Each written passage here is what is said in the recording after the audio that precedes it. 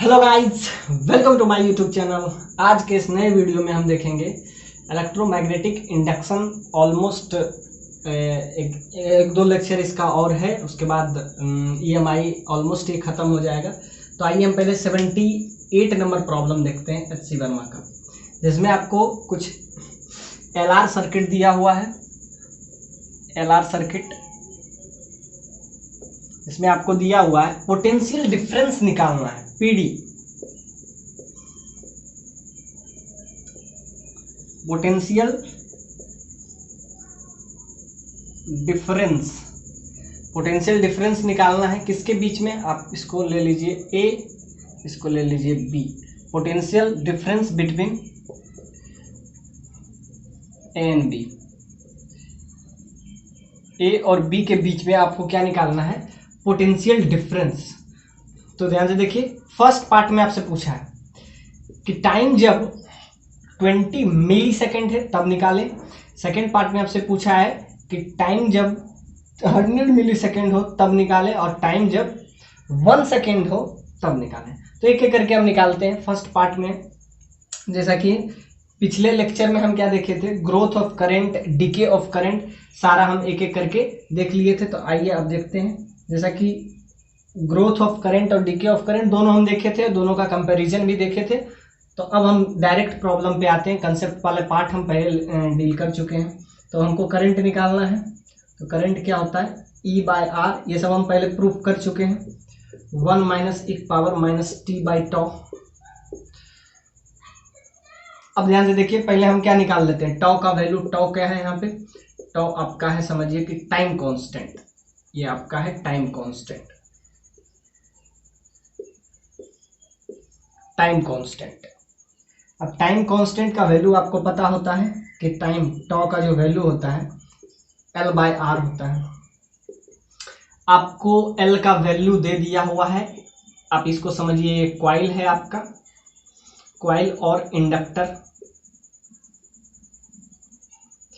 Coil है या coil और इंडक्टर। अब ध्यान से देखिए, इसमें EMF भी आपको दे दिया हुआ है। E का वैल्यू आपको दे दिया हुआ है 5 वोल्ट। अब जैसा कि इस फिगर में बस हमको टॉ का वैल्यू रखना है। टॉ का वैल्यू क्या हो जाएगा? L/R।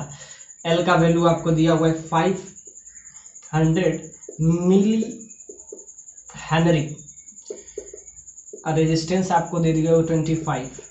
तो ये आपका हो जाएगा सिंपली 20, और यहाँ से आ जाएगा 20 मिली, 20 इंटू 10⁻³ सेकेंड। ये आ गया। बस इसका वैल्यू बस इसमें हम रख देंगे। तो क्या आ जाएगा? करंट। करंट का वैल्यू क्या आ जाएगा? Simply E/R 1 minus e power minus t/τ। t का वैल्यू आपको दे दिया हुआ है। t कितना है? 20 मिली सेकेंड। तो यहाँ पे रखेंगे -20 मिली सेकेंड, और नीचे भी आपका आ जाता है 20, इसको आप लिख सकते हैं 20 मिली सेकेंड। दोनों सेम हो गया, 20 से 20 कैंसिल, मिली सेकेंड। तो ये दोनों आपस में कैंसिल हो जाएगा, और यहाँ पे आ जाएगा E बराबर E/R, that is equal to 1 minus e power -1। अब e पावर -1 का वैल्यू आपका हो जाता है, ध्यान से देखिए दोनों सेम आ जाता है, टॉ और t दोनों का वैल्यू सेम है, इसलिए यहाँ पे -1, और इसका वैल्यू आपका आ जाएगा सिंपली।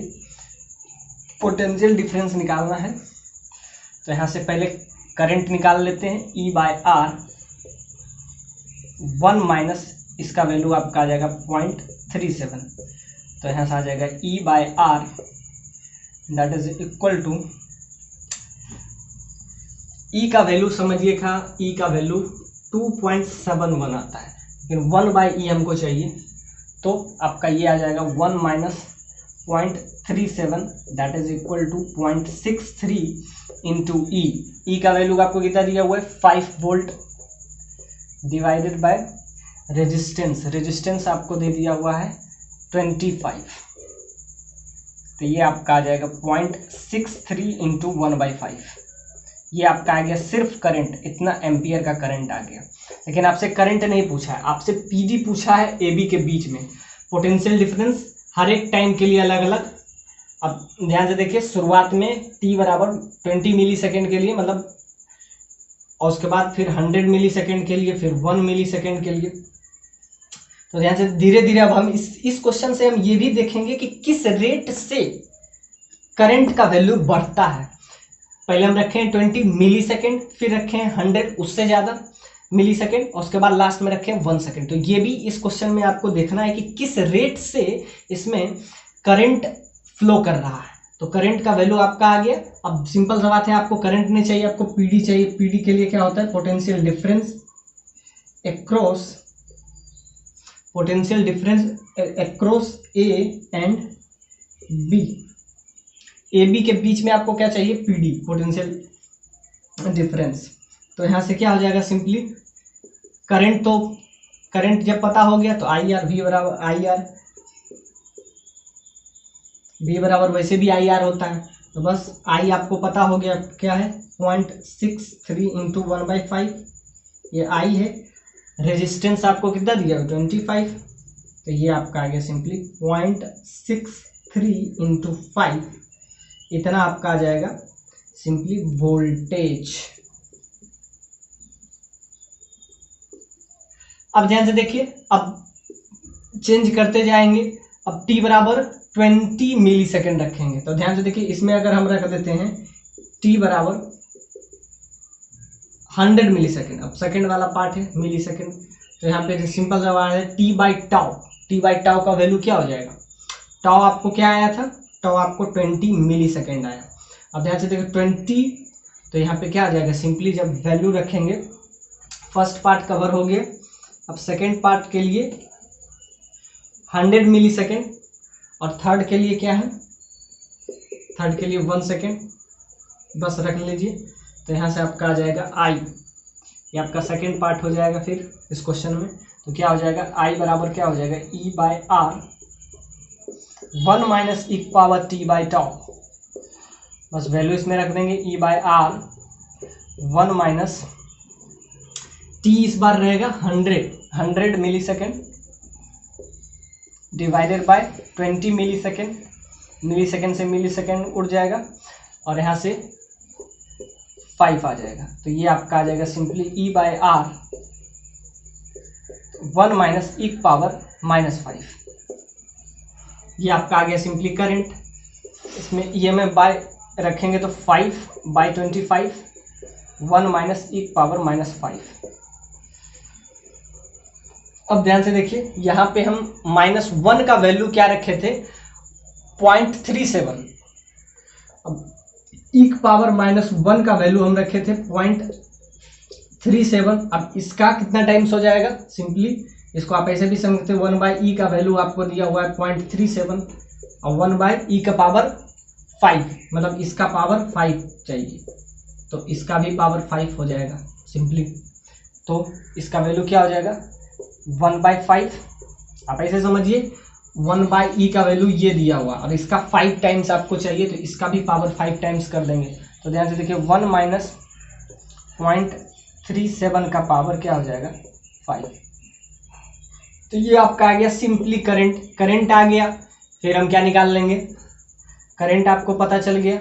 और अगर आपको EMF चाहिए, potential across A and B, तो क्या करेंगे? आई आर, आई इस बार ये रहेगा, रेजिस्टेंस तो यही हो जाएगा, V बराबर आई आर के जगह। ध्यान से करंट आपका इस बार ये हो गया। अब ध्यान से देखिए, इसका पावर जितना हम बढ़ाएंगे, जब भी कोई भी वैल्यू रहे जो कि एग्जिस्ट करे सिंपली 0 और 1 के बीच में, 0 और जब उसका पावर बढ़ाते हैं तो वैल्यू घटता है। याद रखिएगा हमेशा, क्या करेंगे? जब इसका हम पावर बढ़ाएंगे तो वैल्यू क्या होता है? घटता है। तो ये वैल्यू जब घटेगा, और पावर 5 है तो और भी घटेगा, ये घट के बहुत कम हो जाएगा।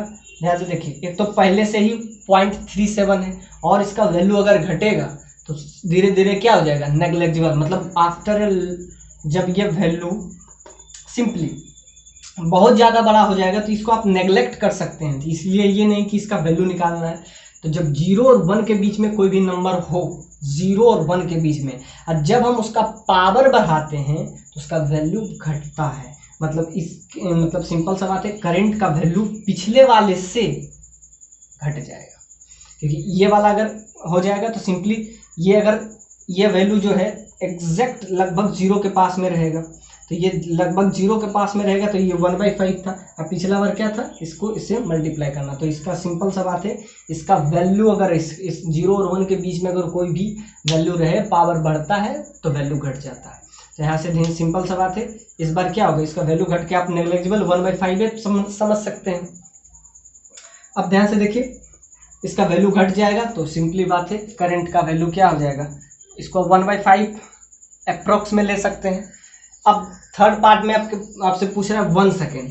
अब इसमें तो और दिक्कत हो जाएगा, क्यों, क्योंकि ध्यान से देखिए इसमें t/τ जब करेंगे तो टाइम यहाँ रहेगा 1 सेकेंड और नीचे रहेगा 20 मिली।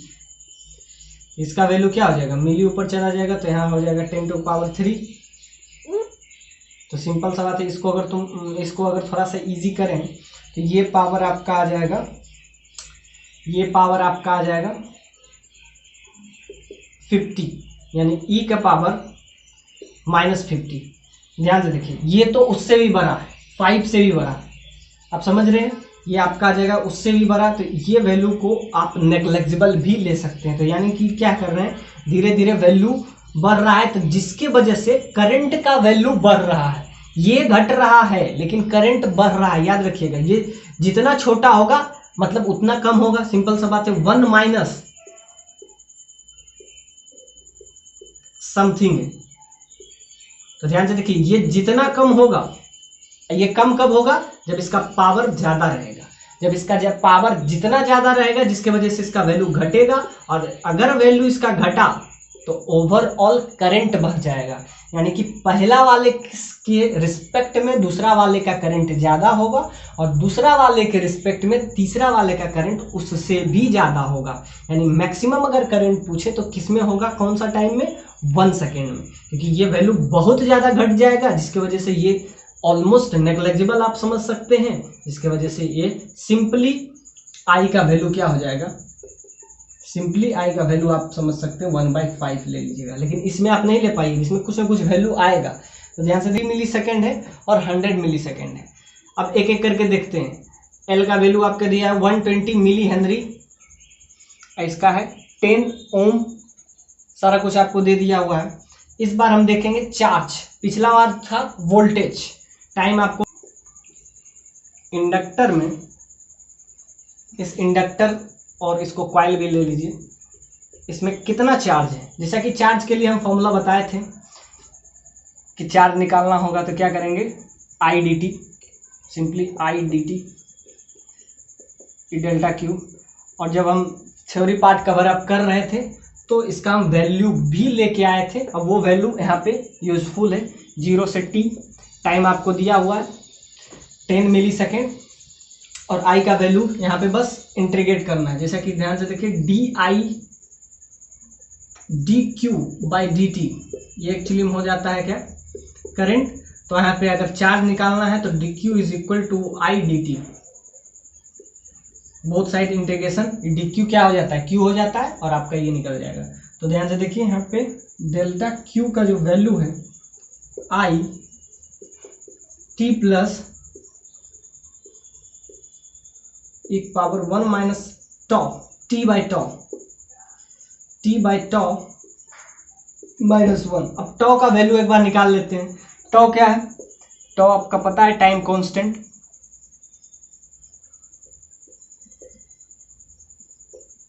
टाइम कांस्टेंट का वैल्यू क्या होता है, L बाय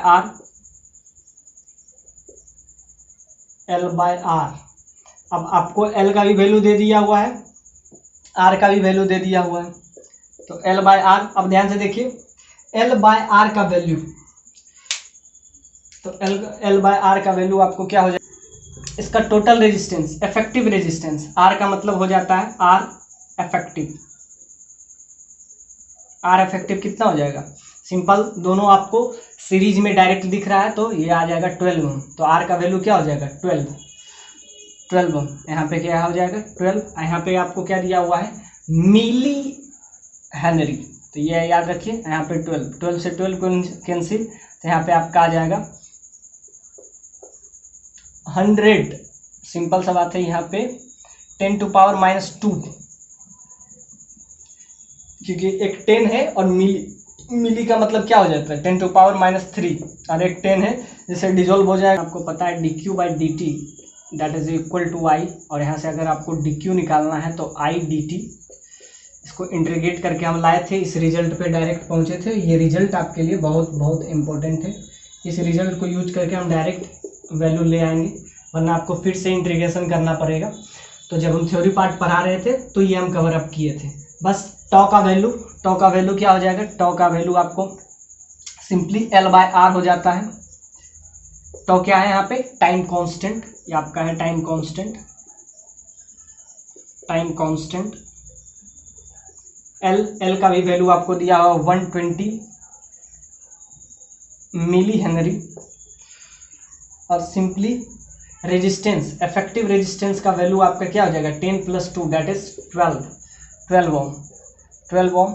तो यहाँ से आपका आ जाएगा सिंपली 10⁻² मिली को चेंज कर लीजिएगा तो ये आपका 10⁻² सेकेंड आ गया। बस इस वैल्यू को हम पुट कर देंगे इसमें, तो क्या हो जाएगा सिंपली आई नोट का वैल्यू क्या होता है, आई नोट का वैल्यू सिंपली हो जाता है E/R। ई आपको पता है, ई कितना पता है आपको, ई का वैल्यू आपको पता है सिंपली 6 वोल्ट, और रेजिस्टेंस, इफेक्टिव रेजिस्टेंस 12 हो जाएगा, तो इसका वैल्यू सिंपली आ जाएगा 1/2।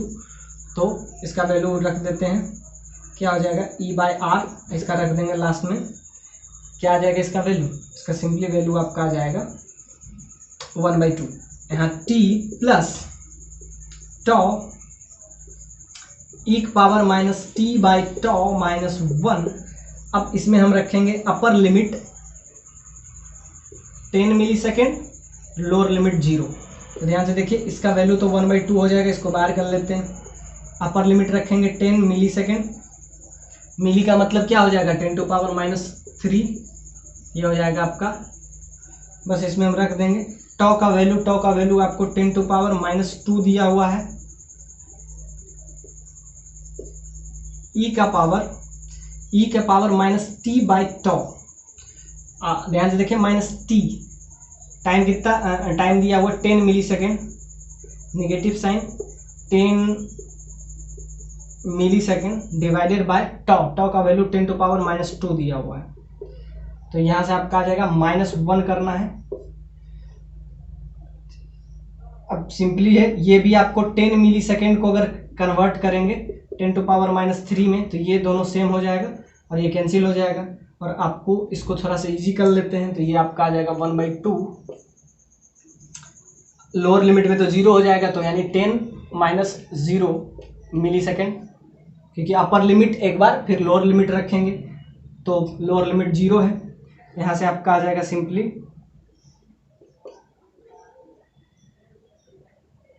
लोअर लिमिट एक बार रखेंगे, एक बार अपर लिमिट। ध्यान से देखिए, एक बार जब हम लोअर लिमिट रखेंगे तो ई का पावर क्या हो जाएगा 0, और किसी का भी पावर 0 तो क्या हो जाता है 1, और 1 - 1 दैट इज 0। तो याद रखिएगा, ये पूरा का पूरा 0 हो जाएगा, तो जब 0 वाला आप रखिएगा तो सब 0 हो जाएगा।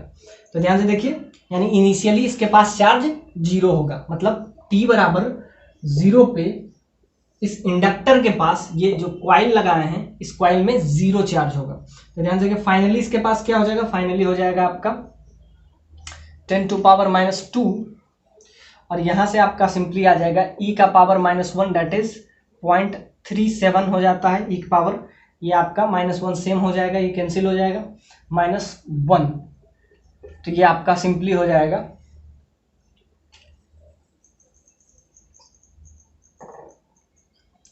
तो 1/2, यहाँ पे 10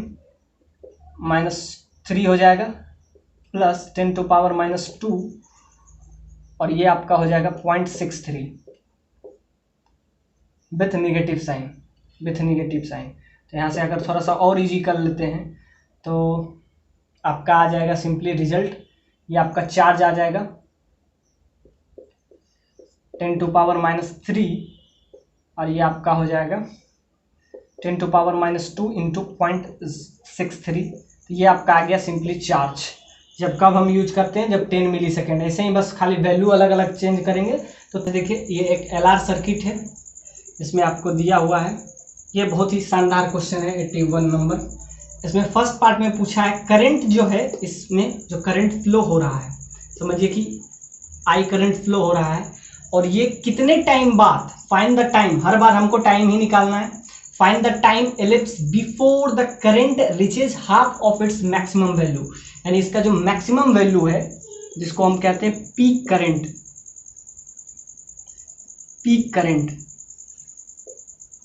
पीक करंट पहुंचने में कितना टाइम लगेगा, फर्स्ट पार्ट में वो पूछ रहा है। सेकेंड पार्ट में आपसे पूछ रहा है power dissipated in heat reaches half of its maximum value, यानी पावर जो है डिसिपिटेट हो रहा है वो भी हीट एनर्जी में।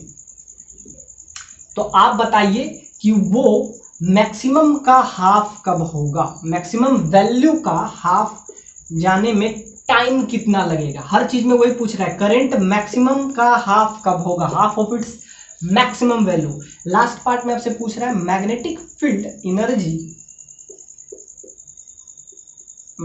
Field energy half of its maximum value. तीन पार्ट, तीनों शानदार है। पहला पार्ट में आप बताइए कि करंट हाफ कब होगा, कितने टाइम के बाद होगा। दूसरे पार्ट में पावर डिसिपिटेट जो हीट में हो रहा है वो अपने मैक्सिमम वैल्यू का हाफ कब होगा। और लास्ट पार्ट में आपसे पूछा मैग्नेटिक फील्ड एनर्जी अपने मैक्सिमम वैल्यू का हाफ कब ये कितना टाइम के बाद होगा। तो ध्यान से देखिए, करंट का इक्वेशन क्या लाए थे, I0 1 के पावर e की पावर माइनस t बाय टॉ। अब ध्यान से जो करंट होगा वो पीक करंट का, यानी कि ये पीक करंट का हाफ होना चाहिए, यानी कि I0 बाई 2 होना चाहिए। और ये कितने टाइम के बाद, यानी आपसे सिर्फ हर चीज में टाइम ही पूछ रहा है। तो ध्यान से देखिए, यहाँ लिख देंगे I0 बाई 2, I0 1 के पावर e की power minus t by toe. Time constant आपको 50 दे दिया हुआ है, तो उसको हम यूज करेंगे। तो I0 ये 1 बाई 2 हो जाएगा, सिंपली 1 माइनस e की power minus t by toe. e की पावर माइनस t बाई टॉ का वैल्यू हो जाएगा सिंपली 1 बाई 2। ये इसको इधर लेंगे, इसको इधर लेंगे, तो 1 बाई 2, दोनों साइड ले लेंगे लॉग, तो ये आपका हो जाएगा बोथ साइड लॉग, दोनों साइड लॉग लेंगे, तो ये आपका हो जाएगा माइनस t बाई टॉ। आप ऐसा समझिए कि लॉग विथ बेस e के पावर माइनस t बाई टॉ। तो पावर का पावर क्या हो जाता है, ये बाहर में आ जाएगा, ये पावर का पावर बाहर आ जाएगा, माइनस t बाई टॉ। और log with base e power भी e, इसका वैल्यू 1 हो जाता है। तो ये समझिए कि यहाँ सिर्फ बचेगा क्या, माइनस t बाई टॉ। और इधर आपका हो जाएगा log 1 बाई 2। log 1 बाई 2 को आप नेगेटिव साइन विथ log 2 भी पढ़ सकते हैं, log 2 हो जाएगा ये विथ नेगेटिव साइन। और इसका बेस हमेशा e है, तो यहाँ से आपको टाइम कांस्टेंट का वैल्यू पता है, तो यहाँ से नेगेटिव साइन कैंसिल हो जाएगा, और यहाँ से आपका टाइम कांस्टेंट क्या आ जाएगा, सिंपली टॉ इंटू log 2। टॉ का वैल्यू आपको 50 दे दिया हुआ है, 50 मिली सेकेंड इंटू log 2। ये आपका आ गया फर्स्ट टाइम जब पीक करंट का करंट हाफ हो जाएगा। I0 बाई 2 पहुंचने में टाइम कितना लगेगा, तो इतना टाइम लगेगा, 50 मिली सेकेंड इंटू log 2। अब ध्यान से देखिए सेकेंड पार्ट में पावर डिसिपिटेटेड, ध्यान से देखिए पावर जो हीट एनर्जी में होता है वो होता है I स्क्वायर RT, ये H है। लेकिन आपसे क्या कह रहा है कि उसका जो है पावर डिसिपिटेट कितना हो रहा है, यानी पर सेकेंड कितना हो रहा है। जब पर सेकेंड यानी कि dH बाई dt पूछ रहा है, इसको कहते हैं पावर डिसिपिटेट,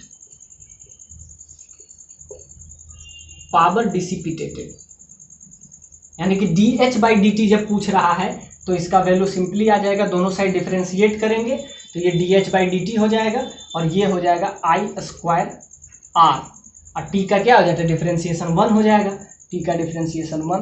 तो ध्यान से देखिए, आपको करंट पता है, रेजिस्टेंस पता है। आप ध्यान से देखिए, इसका रेजिस्टेंस आप R ले लीजिए, अब बस वैल्यू रख दीजिए कब, जब ये हाफ हो जाए। तो ध्यान से देखिए, हाफ जब ये होता है तो इसका वैल्यू आप रख दीजिएगा कि जब पावर जो डिसिपिटेटेड होगा तो उसमें जो करंट होगा, करंट क्या हो जाएगा I0 बाई 2, बस उसमें रख दीजिए और रेजिस्टेंस से मल्टीप्लाई कर दीजिए, तो ये आपका आ जाएगा simply second part. Last part आपसे पूछ रहा है magnetic field energy half of its maximum value. तो ध्यान से देखिए, एक हम यूज करते हैं RMS, एक तो ये सिंपली हाफ पूछ रहा है कि पीक करंट का हाफ हो जाए, और एक यूज करते हैं IRMS, उसका वैल्यू हो जाता है I/√2, मैक्सिमम करंट का √2। तो इस बार हम क्या यूज करेंगे, IRMS, क्योंकि हमको क्या चाहिए, मैग्नेटिक फील्ड एनर्जी जो कि अपने मैक्सिमम वैल्यू का हाफ कब होगा, तो उसके लिए टाइम निकालना है। तो फिर पुट करेंगे ये वाला वैल्यू I/√2, तो इसको यूज करके हम क्या कर लेंगे, वैल्यू निकालेंगे। और आपसे एक चीज और पूछा है, फर्स्ट वाले पार्ट में तो डायरेक्ट आ गया, अब इसमें जो करंट हमको चाहिए, इसमें जो करंट आपको हर में क्या चाहिए, टाइम चाहिए, तो इस करंट तक पहुंचने में जो टाइम पहले हम निकाल लेते हैं, क्योंकि आपको पावर डिसिपेटेड में ये जो I है ये IRMS ही रहता है, ये वाला I मत लगा दीजिएगा। ये इसमें क्या हो, जब भी करंट में हम यूज करते हैं तो IRMS रूट मीन स्क्वायर, ये हम आगे भी पहले हम बता चुके हैं, ये सिंपली करंट जब पढ़ाएंगे AC तब बताएंगे। तो ये आप IRMS पहले निकाल लेते हैं, और IRMS निकल जाएगा तो I निकल जाएगा, और I निकल जाएगा तो सिंपली क्या उसको रेजिस्टेंस से मल्टीप्लाई कर देंगे तो क्या निकल जाएगा, पावर डिसिपेटेड। तो जब भी हम यूज करते हैं करंट के केस में तो हर जगह IRMS ही यूज करते हैं। तो IRMS का टाइम पीरियड हम पहले निकाल लेते हैं, उसको बाद लास्ट में हम रेजिस्टेंस से मल्टीप्लाई कर देंगे, तो हमारा क्या आ जाएगा, सेकेंड आ जाएगा, और सेकेंड आ जाएगा तो लास्ट में बचेगा क्या, मैग्नेटिक फील्ड एनर्जी जो कि हाफ कब होगा, तो उसको भी हम निकालते हैं। इसमें यूज कीजिए IRMS, तो IRMS का वैल्यू क्या होगा, simply current is equal to I0 1 - e⁻t/τ। अब ये हो जाएगा से I0/2 √2, तो I0 × 1 - e⁻t/τ। जब भी आप यूज करें करंट में तो IRMS ही यूज करें। तो IRMS के लिए हम पहले क्या टाइम निकाल लेते हैं, क्योंकि हर किस केस में हमको टाइम ही निकालना है। I0 कैंसिल, तो 1/√2 हो जाएगा, that is equal to 1 - e⁻t/τ। अब यहाँ पे आ जाएगा simply e⁻t/τ is equal to 1 - 1/√2। अब ध्यान से देखिए, इसका वैल्यू जो आएगा, अब बोथ साइड फिर क्या ले लेंगे, लॉग, तो यहाँ से हमारा पहले टाइम निकल जाएगा, टाइम निकल जाएगा तो हम क्या यूज कर लेंगे, इसमें IRMS का वैल्यू निकाल लेंगे, इसको इसमें टाइम पुट करके इसमें टाइम पुट कर लेंगे सिंपली, तो यहाँ से IRMS आ जाएगा, ये IRMS, तो IRMS आ जाएगा, तो IRMS यहाँ पुट कर देंगे, बाकी रेजिस्टेंस से मल्टीप्लाई कर देंगे। यहाँ से ध्यान से देखो, फिर लेंगे take log both side, log with base E both side, दोनों साइड हम क्या लेंगे, लॉग लेंगे, और यहाँ से टाइम निकल जाएगा, और इस टाइम को पुट कर देंगे यहाँ पे, इस इक्वेशन में टाइम हम पुट कर देंगे, जहाँ से हमारा IRMS आ जाएगा, IRMS आ जाएगा, उसको रेजिस्टेंस से मल्टीप्लाई कर देंगे, तो हमारा क्या आ जाएगा, पावर डिसिपेटेड।